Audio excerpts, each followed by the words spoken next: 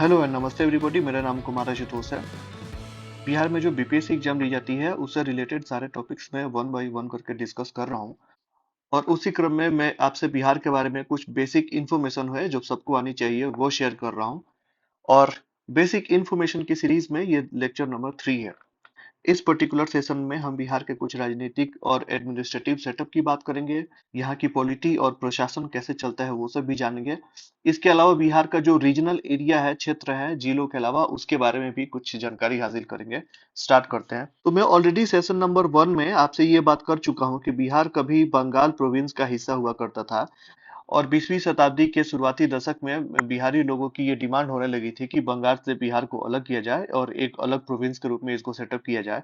तो 1912 में बिहारियों के इस डिमांड को माना गया और 22 मार्च को ये नोटिफिकेशन निकाला गया था। उस नोटिफिकेशन में बिहार, झारखंड और उड़ीसा, ये तीनों स्टेट्स मिलकर एक अलग से प्रोविंस का निर्माण कर रही थी।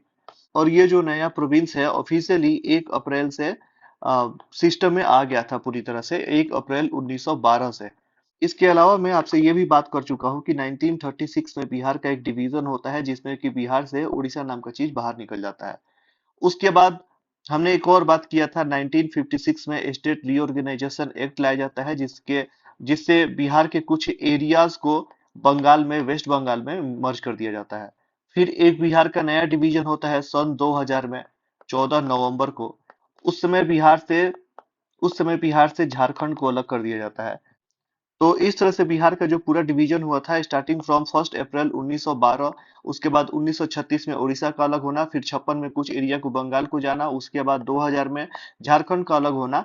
अब जो बिहार हमारे पास बचा है वो ये बिहार है और आगे ऑनवर्ड जो मैं बात करूंगा मैं इसी बिहार के बारे में बात करूंगा। एक्सेप्ट हिस्ट्री की जो थोड़ी बात आएगी उसमें फिर से जो लार्जर बिहार है उसके बारे में बात किया जाएगा। बट उसके अलावा अब जो भी कहानी होगी डिस्कशन करने के लिए वो यही होगा, ये वाला बिहार जो अभी आप देख रहे हो। तो अब स्टार्ट करते हैं बिहार का जो पॉलिटिकल सेटअप है और एडमिनिस्ट्रेटिव सेटअप है उसके बारे में बात करने के लिए। तो मुझे सबसे पहले आपको ये बताने की जरूरत नहीं है कि भारत एक लोकतांत्रिक देश है और यहाँ पे डेमोक्रेटिक वैल्यूज और प्रिंसिपल्स को फॉलो किए जाते हैं। सेम डेमोक्रेटिक प्रिंसिपल्स जो हम लोगों ने अडॉप्ट किया है अपने संविधान के थ्रू वो बिहार में भी फॉलो की जाती है। यहाँ पे भी इलेक्शंस कराए जाते हैं और जो भी पब्लिक रिप्रेजेंटेटिव्स होते हैं वो जनता के प्रति जिम्मेवार होते हैं। ये बिहार का पॉलिटिकल सेटअप है। लेकिन इसको थोड़ा डेप्थ में बात करते हैं। तो सबसे पहले बात करते हैं कि ये जो एक यूनिट के रूप में देख रहे हो, ये भारत का एक स्टेट है जिसे बिहार कहते हैं। ये भारत के उत्तर दिशा में थोड़ा सा पूरब की तरफ ये सिचुएटेड है। उत्तर पूरब सेंटर कह सकते हो। पटना बिहार के लगभग बीचों बीच सिचुएटेड है जो यहाँ का कैपिटल है। तो सबसे पहले आपको बताने योग्य जो चीज है वो ये है कि बिहार में बाई कैमरल लेजिस्लेचर है। अर्थात यहाँ के लेजिस्लेचर में 2 हाउसेज हैं। ये भारत के ज्यादातर राज्यों में नहीं है। ये जो सिस्टम है बाई कैमरल लेजिस्लेचर का ये मात्र 6 स्टेट्स में है। वो स्टेट्स कौन कौन सी है आपको पता होना चाहिए। अगर कोई अच्छा पॉलिटी का आप किताब पढ़े हुए लक्ष्मीकांत टाइप का तो उसमें ये चीज दिया है। वो जो 6 स्टेट्स हैं जिसमें बाई कैमरल लेजिस्लेचर फॉलो होता है उसको आप ऐसे याद करो, दो दो के पेयर में आराम से याद होगा। एक है बिहार, दूसरा है यूपी, उसके बाद है आंध्र प्रदेश और तेलंगाना, और तीसरा है महाराष्ट्र और कर्नाटका। यहाँ पे भी बाई कैमरल लेजिस्लेचर वाला सिस्टम फॉलो होता है। इस 6 स्टेट्स के अलावा कुछ और स्टेट्स है जैसे वेस्ट बंगाल जिसने प्रयास किया था कि वहां पे भी बाई कैमरल लेजिस्लेचर वाला सिस्टम आए, लेकिन कोई भी स्टेट खुद के अंदर बाई कैमरल लेजिस्लेचर नहीं ला सकता। उसको पास करने के लिए पार्लियामेंट की परमिशन की जरूरत है जो कि मिला नहीं। और इस तरह से वेस्ट बंगाल जिसने पूरा प्रयास किया कि उसके अंदर भी बाई कैमरल लेजिस्लेचर वाला सिस्टम हो, वहां पे ये आ नहीं पाया। अब जब मैं इतना बार बार बात कर चुका बाई कैमरल लेजिस्लेचर क्या होता है तो मैं थोड़ा एक्सप्लेन करता हूँ। और इसको एक्सप्लेन करने के लिए सबसे बेहतर एनालॉजी मुझे अपना दिखता है कि अपने देश का जो पार्लियामेंट है वो, आप सब जानते हैं कि हमारे पार्लियामेंट में 2 हाउसेज होती हैं। एक हाउस को कहते हैं लोकसभा और दूसरे हाउस को बोलते हैं राज्यसभा। ये 2 हाउसेज मिलके हमारे देश के पार्लियामेंट का निर्माण करती हैं, अपार्ट फ्रॉम प्रेसिडेंट। यानी प्रेसिडेंट को भी पार्लियामेंट का ही एक इंटीग्रेटेड हिस्सा माना जाता है। लेकिन यहाँ पे मैं बात कर रहा हूँ 2 फिजिकल हाउसेज की और वो दोनों है लोकसभा और राज्यसभा। इन दोनों ही हाउसेस के जो मेंबर होते हैं उनको हम एमपी बोलते हैं, यानी they are all member of parliament. चाहे वो लोकसभा के हो या राज्यसभा के हो। लोकसभा के जो मेंबर होते हैं या जो एमपीज होते हैं वो हमारे जनता के द्वारा डायरेक्टली चुना जाता है और डायरेक्टली जनता अपने रिप्रेजेंटेटिव्स को चुन के भेजती है। जबकि राज्यसभा के जो मेंबर है उसको जनता डायरेक्टली चुन के नहीं भेजती है, वो इनडायरेक्टली भेजे जाते हैं हमारे हमारे राज्य का जो विधानसभा है, उस विधानसभा के मेंबर्स वोटिंग करके राज्यसभा के मेंबर्स को भेजते हैं पार्लियामेंट हाउस में। कुछ सिमिलर कहानी है बिहार के भी बाइकेमरल लेजिस्लेचर की। यहाँ पे भी दो हाउसेज है, एक हाउस को बोलते हैं लेजिस्लेटिव असेंबली और दूसरे हाउस को बोलते हैं लेजिस्लेटिव काउंसिल। और लेजिस्लेटिव असेंबली के मेंबर को बोलते हैं मेंबर ऑफ लेजिस्लेटिव असेंबली, और लेजिस्लेटिव काउंसिल के मेंबर को बोलते हैं मेंबर ऑफ लेजिस्लेटिव काउंसिल। ये दोनों ही ये दोनों ही विधायक कहलाते हैं। एमएलएस की जो नंबर ऑफ सीट्स है बिहार में, वो है टोटल 243। ये नंबर ऑफ 243 सीट्स पहले नहीं थी। पहले जब झारखंड बिहार से अलग नहीं हुआ था, तब बिहार में टोटल एमएलएस की सीट थी 225। लेकिन झारखंड के डिवीजन होने के साथ कुछ सीट्स जो है झारखंड में चली गई, और जो बिहार में बची वो है 243 सीट्स। इस 243 सीट्स में कुछ रिजर्वेशन का भी प्रोविजन है, और वो रिजर्वेशन कुछ इस तरह से है कि इसमें से 38 सीट्स जो है शेड्यूल कास्ट के लिए रिजर्व है, और इसमें से दो सीटें हैं वो है शेड्यूल ट्राइब के लिए रिजर्व है।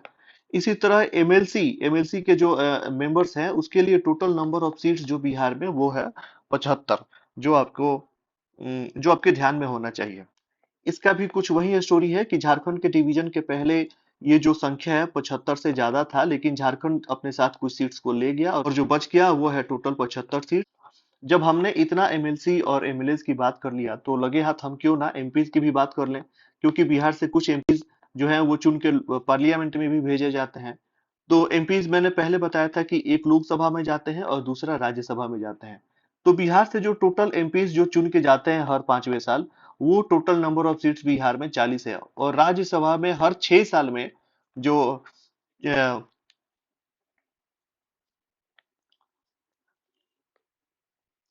और राज्यसभा में बिहार से जो टोटल नंबर ऑफ सीट्स है वो 16 है।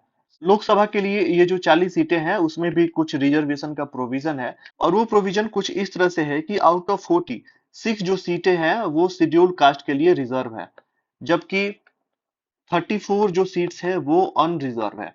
जबकि राज्यसभा का जो बात है वो थोड़ा सा डिफरेंट है।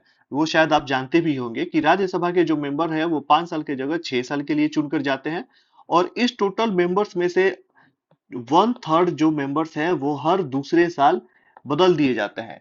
यानी एक ही बार में पूरे के पूरे 16 मेंबर रिटायर नहीं होते हैं, इनके 1/3 रिटायर होते हैं 2 साल में, फिर अगले 2 साल में 1/3 रिटायर होते हैं। और इस तरह से ये जो है साइक्लिक प्रोसेस चलती रहती है। राज्यसभा कभी पूरी तरह से समाप्त नहीं होता है, डिसॉल्व नहीं होता है। तो इस तरह से ये कुछ मैंने आपको बेसिक इन्फॉर्मेशन दिया कि बिहार में जो नंबर ऑफ सीट्स है वो किस तरह से है, और यहाँ पे जो डेमोक्रेटिक प्रिंसिपल है वो किस तरह से फॉलो होती है, नंबर ऑफ सीट्स का स्टोरी क्या है, और फिर यहाँ पे रिजर्वेशन की जो प्रोविजन है ये क्या है। मैं जानता हूँ कि आपके मन में इस तरह के भी सवाल आएंगे कि इससे रिलेटेड आर्टिकल्स क्या है वो सभी बताओ, पर वो सब चीजें मैं पॉलिटी में अच्छे से डिस्कस करूंगा कि कौन सी आर्टिकल किस चीज को डिफाइन करता है, फिर यहाँ पे राष्ट्रपति शासन के क्या नियम है, मुख्यमंत्री के क्या क्या दायित्व और कर्तव्य है, फिर मुख्यमंत्री का जो कैबिनेट है उसका भी क्या दायित्व और कर्तव्य है, वो किस तरह से जनता के प्रति जिम्मेवार है।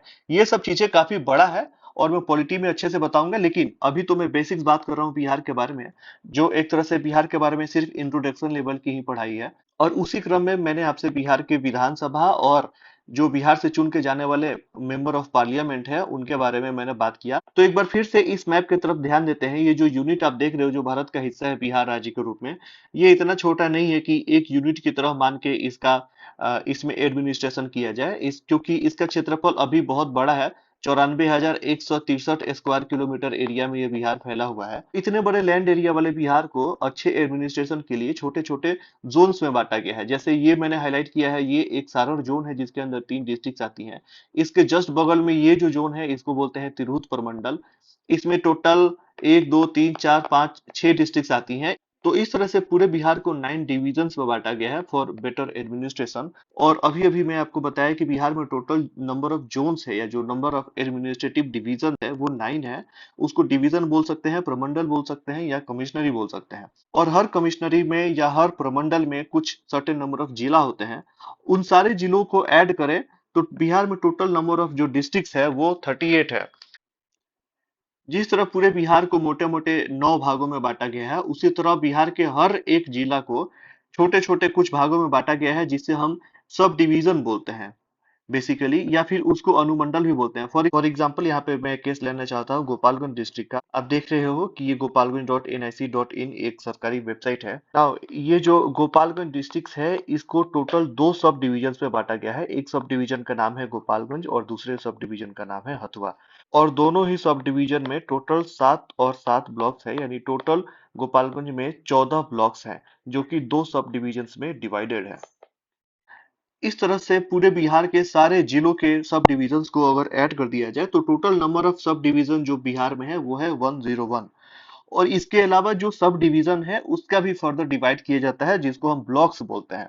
और बिहार में टोटल नंबर ऑफ ब्लॉक जो है वो 534 है। इसके अलावा कुछ किताबों में आपको देखने को मिल जाएगा कि बिहार में जो नंबर ऑफ विलेज पंचायत है या विलेज है, इसका संख्या इतना है। लेकिन बिहार में नंबर ऑफ विलेजेस कितने हैं वो मैं बहुत इंपॉर्टेंट नहीं समझता मेंशन करने के लिए, क्योंकि नया विलेज कभी भी कहीं भी क्रिएट किया जा सकता है बिहार में। और वो कोई बहुत बड़ा इशू नहीं होता है कि वो न्यूज़पेपर में आए। लेकिन मेरे समझ के अनुसार number of divisions total 9, number of जिला 38, नंबर ऑफ सब डिविजन्स 101 और नंबर ऑफ ब्लॉक 534, इतना याद करना आपके लिए जरूरी है। इससे अधिक बिहार में कितने विलेजेस हैं, इस तरह की चीजें आपको याद करने की इच्छा हो तो कर सकते हैं। लेकिन मैं आपसे बिहार के बारे में कुछ और इन्फॉर्मेशन शेयर करते हुए मैं जिलों पे एक बार फिर से फोकस करता हूँ। और यहाँ पे मैं फिर से आपको बिहार के जिलों के बारे में एक बार फिर से एक क्लियर सा मैप रखता हूँ और आपको समझ में आनी चाहिए। सारे जिले के नाम आपको एक्चुअली पूरी अच्छे तरह से याद होना चाहिए कि बिहार में कौन सा जिला किस तरफ है।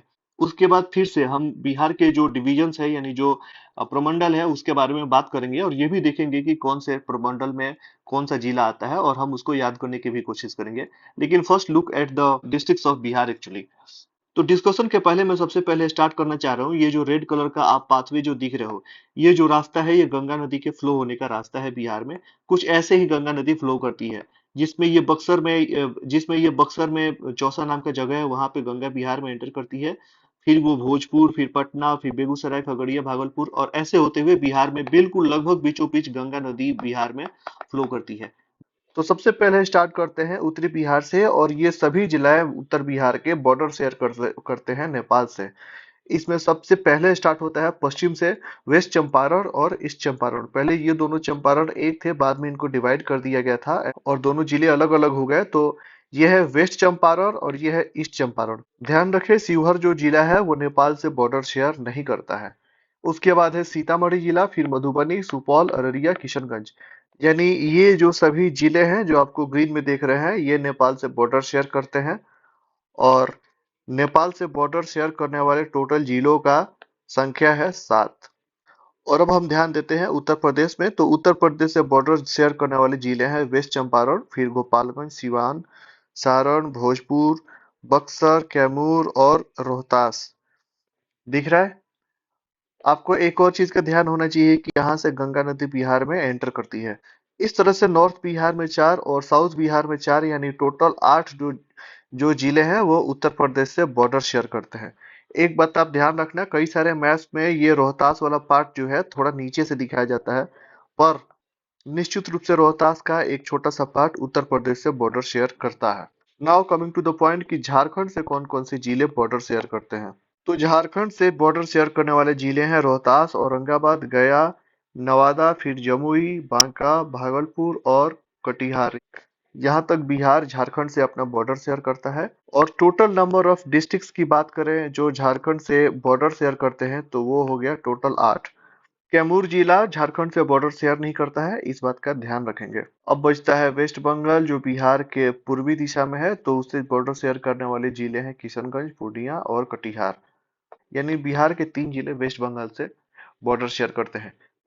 तो ये बिहार की पूरी चौहद्दी आपको याद होना चाहिए, साथ में डिस्ट्रिक्ट वाले सारे बॉर्डर याद होना चाहिए कि उत्तर में नेपाल है बिहार के, और नेपाल से बिहार के टोटल 7 जिले बॉर्डर शेयर करते हैं। फिर आपको याद होना चाहिए कि बिहार के पश्चिम में उत्तर प्रदेश राज्य पड़ता है और उत्तर प्रदेश राज्य में बिहार के 8 जिले शेयर करते हैं। ये भी आपको याद होना चाहिए, ऊपर से नीचे या नीचे से ऊपर, यानी नॉर्थ टू साउथ और साउथ टू नॉर्थ भी आपसे ये पूछा जा सकता है। वैसे ये ऑलरेडी बीपीएससी में पूछा जा चुका है, शायद 68 में पूछा था कि नॉर्थ बिहार में टोटल 4 जिले और साउथ बिहार में टोटल 4 जिले यूपी से बॉर्डर शेयर करता है। तो आप निश्चित रूप से याद रखना, सिर्फ उत्तर प्रदेश की ही बात नहीं है, झारखंड वाला भी पूछा जा सकता है कि वेस्ट टू ईस्ट के तरफ से कौन कौन से जिले बॉर्डर शेयर करते हैं झारखंड से, या नेपाल से भी पूछा जा सकता है कि पूरब से पश्चिम दिशा के तरफ कौन कौन से जिले बॉर्डर शेयर करते हैं, इस बात को बताएं। और बिहार के टोटल 8 जिले झारखंड से बॉर्डर शेयर करते हैं। और अंत में वेस्ट बंगाल है जो बिहार के पूर्वी दिशा में है, और बिहार के टोटल 3 जिले किशनगंज, पूर्णिया और कटिहार का बॉर्डर वेस्ट बंगाल से मिलता है। अब हम बिहार के कुछ हिस्टोरिकल क्षेत्रों की बात करते हैं जो जानना आपके लिए जरूरी है। और ये जो जैसे मैं ग्रीन कलर से पेंट कर रहा हूँ, इसको मिथिला जोन बोलते हैं। मिथिला एरिया कहने का मतलब ये है कि यहाँ का जो प्राइमरी लैंग्वेज है वो लोग मैथिली भाषा बोलते हैं। मैथिली लैंग्वेज काफी पुरानी एक लैंग्वेज है जो इंडिया के कॉन्स्टिट्यूशन के 8 शेड्यूल में भी शामिल किया गया है। और और मैथिली लैंग्वेज का साहित्य भी बहुत ही पुराना है। इसके एक साहित्यकार है विद्यापति। विद्यापति के द्वारा लिखी हुई सारी साहित्यिक चीजों को, उनके गद्य और पद्य को गानों के रूप में लोग गाते हैं। जैसे यहाँ खासकर शादी में श्री राम और सीता की शादी, और शिव और पार्वती की शादी, इन सभी लोगों की शादी, सारे फेस्टिवल्स में विद्यापति की गद्य और पद्य का बहुत बड़ा स्थान है जिसको कोई रिप्लेस कर नहीं सकता है। अब हम एक बार देखते हैं कि बिहार में जो भोजपुरी जोन है वो कौन सा है। तो ये जो आप स्काई ब्लू से आप कलर पेंट करते हुए मेरे द्वारा देख रहे हो, ये पूरा का पूरा बिहार का भोजपुरी जोन है। इधर मेजर रूप में, इधर मुख्यतः भोजपुरी भाषा बोली जाती है। इतना ही नहीं, बेहतर तो होगा कि उत्तर प्रदेश के भी इन क्षेत्रों को मैं यहाँ से पेंट करूं, क्योंकि इधर का भी जो क्षेत्र है उधर पूरी तरह से भोजपुरी भाषा बोली जाती है। भोजपुरी का डोमिनेंस है यहाँ पे। भोजपुरी भाषा जो है, कहा जाता है कि मगधी जो भाषा है उसका एक अपभ्रंश है, उसका मगधी भाषा से निकला है भोजपुरी भाषा। जैसे मैंने आपको बताया ना कि उत्तर प्रदेश में भी यह भाषा बोली जाती है भोजपुरी। तो यहाँ पे गोरखपुर सिटी है, यहाँ पर गोरखपुर है लगभग, यहाँ पे कहीं वाराणसी है। वाराणसी, गोरखपुर, इन सभी जगहों पे भोजपुरी की काफी ज्यादा प्रधानता है। यानी जो जो बिहार का जो वेस्टर्न फ्रंट है, साउथ और नॉर्थ दोनों में, यहाँ पे भोजपुरी की काफी प्रमुखता है। लोकल वेरिएशंस थोड़े बहुत आते हैं, लेकिन यहाँ पे जो बोली जाने वाली भाषा है वो भोजपुरी भाषा है। तो फिर ये मैं जो पिंक कलर से पेंट कर रहा हूँ, ये कौन सा जोन है और इधर कौन सी भाषा बोली जाती है। तो आपको बताऊं, ये भी काफी ऐतिहासिक जगह रहा है। इसको वज्जी का एरिया बोला जाता है हिंदी में। ये दुनिया का सबसे पहला डेमोक्रेटिक एरिया रहा है। और यहाँ पे जो लैंग्वेज बोली जाती है वो वज्जिका लैंग्वेज बोली जाती है। वज्जिका, वज्जी से बना है शब्द वज्जिका। वज्जी जो एरिया है वो बॉर्डर शेयर करता है भोजपुरी बोलने वाले बेल्ट से और मैथिली बोलने वाले बेल्ट से। इसलिए इस लैंग्वेज पे दोनों ही भोजपुरी और मैथिली के शब्दों का मिक्सचर मिलता है। जनरली मेजोरिटी तो मैथिली का होता है, पर दोनों का ही मिक्सचर होता है। थोड़ा साउथ का भी बात किया जाए तो साउथ में ये जो अरवल, जहानाबाद, औरंगाबाद, नालंदा, शेखपुरा, लखीसराय, ये जो एरिया है टोटल का टोटल, यहाँ पे मगधी भाषा का काफी ज्यादा डोमिनेंस है। लोग काफी ज्यादा मगधी भाषा बोलते हैं इधर के एरिया में। ये वही जोन है जहाँ पे आप एंशियंट टाइम में मगध एम्पायर के बारे में बात करते हैं, और यहाँ पे जो भाषा बोली जाती है वो है मगधी भाषा। इनफैक्ट जो भोजपुरी भाषा बोली जाती है उसका शुरुआत कुछ इधर के एरिया में हुआ था। तो भोजपुरी भाषा बेसिकली मगधी भाषा का ही अपभ्रंश माना जाता है। लेकिन प्योरली मगधी भाषा जो बोलने वाला जोन है वो वो इस तरह से आता है। आप देख रहे हो कि मैं रोहतास में भी एंटर कर गया हूँ। बात यह है कि कोई भी लैंग्वेज का एक फिक्स बाउंड्री नहीं होता है कि यहाँ से स्टार्ट हो रहा है लैंग्वेज और यहाँ पे जाके खत्म हो रहा है। जहाँ दो लैंग्वेजेस का ट्रांजिशन होता है वहाँ पे वहाँ के लोग दोनों भाषा आराम से बोलते हैं और समझते हैं। काफी अच्छी पॉपुलेशन होती है लोगों की ये भाषा समझने की। तो ये जो रेड कलर में मैंने हाईलाइट किया है, यह मगध जोन है और यहाँ पे बोलने वाली भाषा मगधी है। इसी तरह एक फेमस जोन है, जब आप हिस्ट्री की पढ़ाई करोगे, खासकर वीर कुंवर सिंह के जो संघर्ष हुआ था 1857 वाला, तो बार बार शाहबाद नाम आपको दिखेगा। और फिर कईयों को परेशानी होगी कि ये शाहबाद वाला एरिया क्या है। यानी अगर आपसे फ्यूचर में शाहबाद का नाम बार बार पढ़ने को मिले, तो आप ये समझना कि ये जो बिहार के गंगा के दक्षिण एरिया में, वेस्ट साइड में, पश्चिमी एरिया में, गंगा के दक्षिण में पश्चिमी एरिया के जो 3-4 डिस्ट्रिक्ट्स हैं भोजपुरी बोलने वाली, इसको बोलते हैं शाहबाद जोन। जिसमें भोजपुर आता है, बक्सर आता है, कैमूर आता है और थोड़ा रोहतास भी आता है। तो this area is actually called as Shahabad area, जो पहले इसका नाम था। पर जो पहले वाला नाम है आज भी आपको ये मिल जाएगा, और हिस्ट्री की जब पढ़ाई करोगे तो आपको एंशिएंट नाम ही पढ़ना होता है। इसलिए मैंने इसको यहाँ पे मेंशन किया है। तो जब मैं आपसे बिहार के काफी पुराने क्षेत्रों की और लैंग्वेजेस की बात कर रहा हूँ, तो फिर इस अंग के क्षेत्र को कैसे छोड़ सकते हैं, जो महाभारत के समय से ही काफी फेमस रहा है। महाभारत वही अंगराज कर्ण वाली जो स्टोरी आपको सुनने को मिलती है कहानी, वो यही अंग का एरिया है, अंगराज कर्ण वाला। तो इस जोन को जो मुख्यतः भागलपुर और बांका का एरिया है, लेकिन उसमें थोड़ा सा मुंगेर और जमुई का भी पार्ट आता है, इसको हम अंग का क्षेत्र बोलते हैं। अंग का क्षेत्र बोलते हैं, और इधर बोलने वाली भाषा जो है उसको हम अंगिका लैंग्वेज कहते हैं। यहाँ के लोग अंगिका लैंग्वेज बोलते हैं। Angika language basically Maithili language से ही डिराइव होकर बना है। इनफैक्ट अंगिका लैंग्वेज को दक्षिण मैथिली भाषा भी कहा जाता है। अंग का क्षेत्र देख लेने के बाद थोड़ा सा ये बॉर्डर वाला एरिया देखो, जो वेस्ट बंगाल से के बॉर्डर पे है।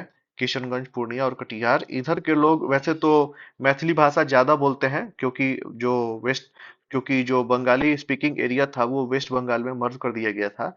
लेकिन फिर भी मैंने बताया ना, किसी भी भाषा का एक फिक्स बाउंड्री नहीं होता है कि यहाँ से स्टार्ट हो गया दूसरा भाषा और वहां से स्टार्ट हो गया दूसरा भाषा। इधर सबसे पूर्वी दिशा में बंगाल से जो क्षेत्र मिल रहे हैं या फिर जो बॉर्डर शेयर कर रहे हैं, किशनगंज, पूर्णिया और कटिहार के, इधर के लोग बंगाली भाषा काफी अच्छे से बोल लेते हैं और समझ लेते हैं। और इधर के क्षेत्रों में बंगाली कल्चर, अच्छा खासा बंगाली कल्चर का इम्पैक्ट दिखता है।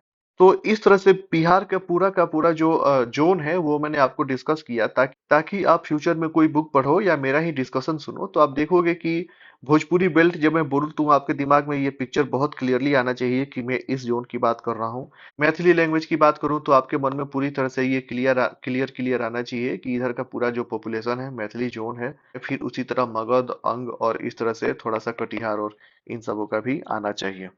ऐसा मेरा इसलिए बताना भी जरूरी था कि एंशियंट टाइम में इतने अधिक नंबर ऑफ जिले नहीं थे, क्योंकि मधुबनी जिला, दरभंगा जिला, समस्तीपुर जिला ऐसा कुछ नहीं था। एक उत्तर बिहार था जो मैथिली जोन हुआ करता था। इसी तरह से ये जो है पूरा का पूरा ये चंपारण का एरिया हुआ करता था। बाद में इस चंपारण वेस्ट चंपारण बन गया है। गोपालगंज और सिवान दो नए जिले बाद में बने, वरना ये पूरी की पूरा जो एरिया था ये सारण एरिया कहलाता था। लेकिन उसके पहले एंशियंट टाइम में ये सारे जिलों के बारे में आपको जानकारी देनी जरूरी थी। अब जो मॉडर्न टाइम्स में जो हमारे जिले हैं और जो एडमिनिस्ट्रेटिव जोन्स हैं उसके बारे में हम फिर से बात करते हैं कि ये कौन कौन से जिले हैं जो आपके ध्यान में होने चाहिए। तो चलो शुरू करते हैं। सबसे पहले आप ये जो मैरून कलर में देख रहे हो इसको सारण प्रमंडल बोलते हैं।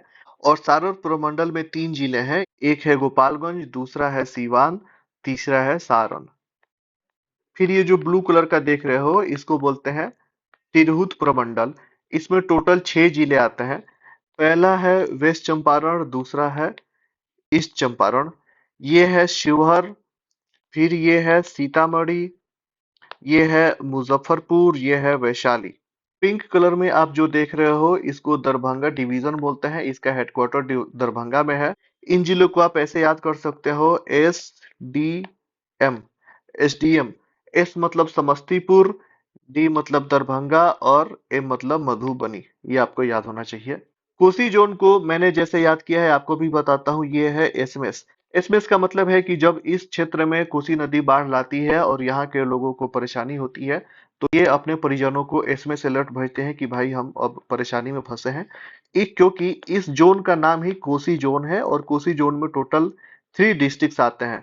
इस एस का मतलब सुपौल है, एम का मतलब है मधेपुरा है, और एस मतलब यहाँ पे सहरसा से है। अब एक बार नजर डालते हैं पूर्णिया वाले क्षेत्रों पर। पूर्णिया वाले डिवीजन में सबसे पहले ये जो जिला है ये है अररिया, फिर ये है किशनगंज, फिर पूर्णिया, और ये है कटिहार। ये चार ये चार जिले पूर्णिया वाले क्षेत्र में आते हैं। दरभंगा में टोटल 3 जिले हैं। येलो कलर का ये जो आप देख रहे हो इसको बोलते हैं भागलपुर प्रमंडल, जिसमें 2 जिले आते हैं। पहला ऊपर वाला है भागलपुर और नीचे वाला है बांका। ये सबसे छोटा प्रमंडल है, आप याद रखना, जिसमें मात्र 2 जिले हैं। अब ये जो रेड कलर में मैं ड्रॉ कर रहा हूँ इसको बोलते हैं मुंगेर वाला प्रमंडल, जिसमें टोटल 6 जिले आते हैं। वो 6 जिले कुछ इस तरह से हैं कि ये जिला है बेगूसराय। बेगूसराय एक इंडस्ट्रियलाइज सिटी है बिहार का। फिर दूसरा है Khagaria, this is Munger, this is Lakhisarai, this is Sheikhpura, और ये नीचे वाला है जमुई। जमुई एक मिनरल रिच डिस्ट्रिक्ट है, यहाँ पे काफी सारे मिनरल्स मिलते हैं। अब नजर डालो एक बार पटना वाले प्रमंडल में। पटना प्रमंडल में भी टोटल 6 जिले आते हैं। वो 6 जिले कुछ इस तरह से है, जो कि पटना खुद ही है, उसके बाद मुख्यमंत्री नीतीश कुमार वाला नालंदा है, फिर भोजपुर है, बक्सर है, कैमूर है और रोहतास है। और लास्ट में एक बार देख लेते हैं, जो नीचे पर्पल कलर से मैं हाईलाइट कर रखा हूँ, ये है मगध जोन। मगध जोन में टोटल 5 जिले आते हैं, जो कुछ इस तरह से है। ये औरंगाबाद है, दूसरा ये गया है, जिसे अब गया जी बोला जा रहा है। गया के बगल में नवादा है, फिर जहानाबाद है। यहाँ पे बहुत सारे आपको पहाड़ियाँ मिलेंगी छोटी छोटी, जो भगवान बुद्ध से रिलेटेड है। उसको उन सारी पहाड़ियों और गुफाओं के बारे में मैं आपको बताऊंगा। जहाना के बगल में जो 5वां जिला है, ये है अरवल जिला। अरवल जिला बिहार का सबसे नया जिला है, जो जहानाबाद डिस्ट्रिक्ट से ही काटकर बनाया गया था। बिहार का ये जो क्षेत्र है, जहानाबाद, अरवल, भोजपुर, बक्सर, रोहतास वाला एरिया, यहाँ पे खेती काफी अधिक होती है और काफी ज्यादा डिस्टर्ब रहा है, नक्सल प्रभावित ये क्षेत्र रहा है। आ, उसके बाद यहाँ पर बाद में रणवीर सेना का भी निर्माण किया गया था। और इंटरनली काफी ये एरिया डिस्टर्ब रहा है इतिहास में। इसके बारे में आप पूरी पढ़ाई करोगे, आप जब मेंस की स्टडी करोगे बीपीएससी से रिलेटेड, वहां पे पूरी इसकी स्टोरी अच्छे से पढ़नी होती है कि बिहार में जो ये समस्या थी किस तरह से थी और उसका निदान कैसे निकला था।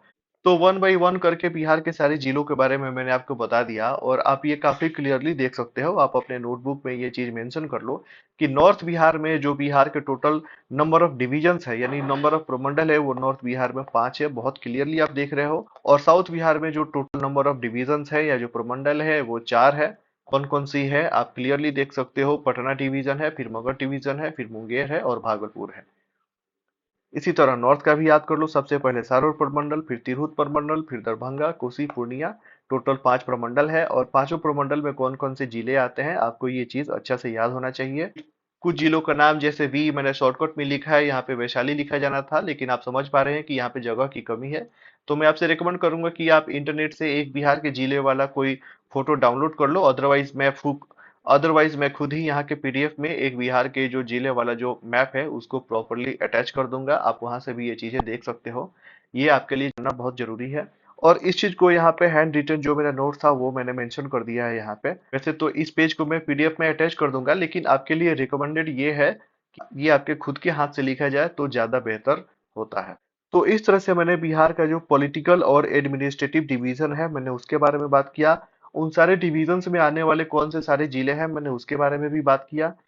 एंशियंट टाइम में जो बिहार के जो मेजर डिविजन्स है, मैंने उसके बारे में भी बात किया कि जो मगध का एरिया है, मैथिली एरिया है, अंग का क्षेत्र है, वजिका का एरिया है, भोजपुरी एरिया है, ये सारे जो एरियाज है, मैंने इसके बारे में भी आपसे डिटेल में बात किया।